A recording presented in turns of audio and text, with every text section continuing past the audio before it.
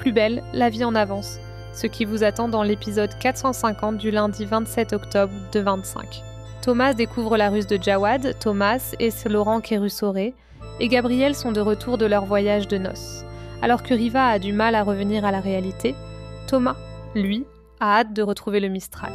Les deux amoureux, qui sont sur leur petit nuage, s'embrassent avant de retourner à leurs occupations professionnelles.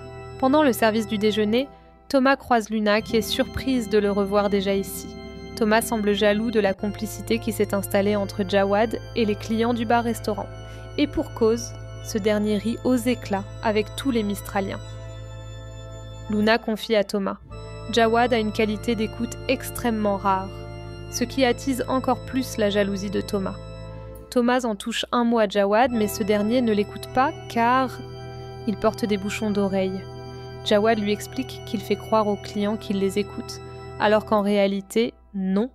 Il en donne une boîte à Thomas, mais ce dernier refuse de céder à cette tentation.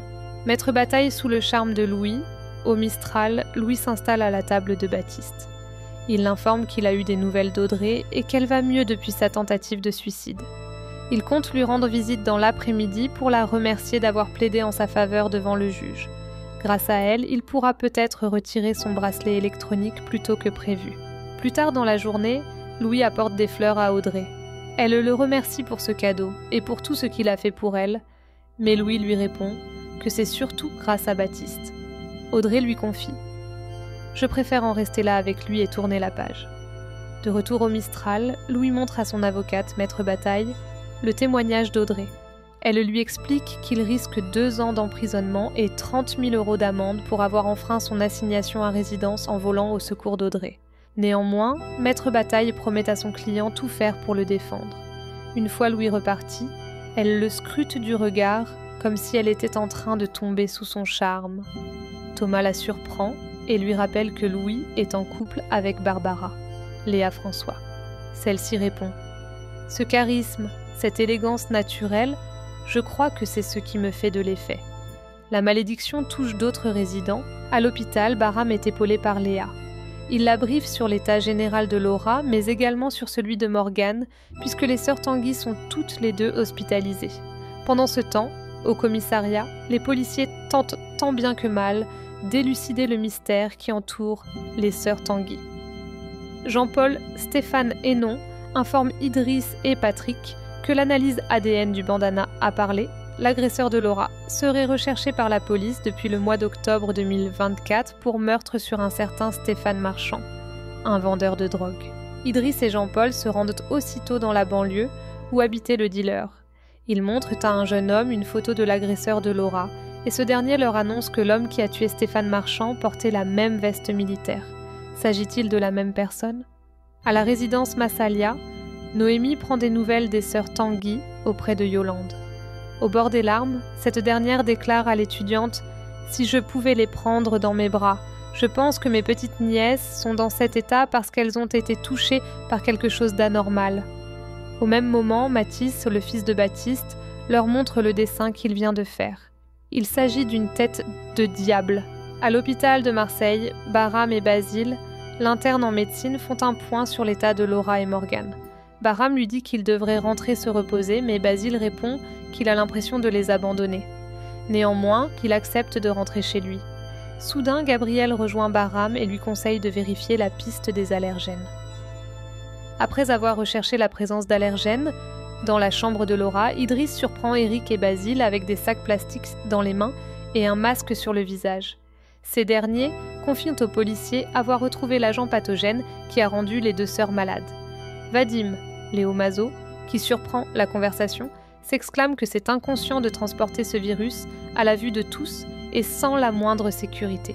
Soudain, Vadim s'effondre au sol, inconscient. Basile prend son pouls, mais le jeune homme ne répond pas. Nisma a été à son tour victime d'un malaise. Alors que tous les étudiants cherchent à quitter la résidence, Idriss les retient et s'écrie « On bloque les issues, car maintenant, personne ne sort d'ici. » Plus belle la vie, ce nouvel indice va-t-il permettre de retrouver l'agresseur de Laura ?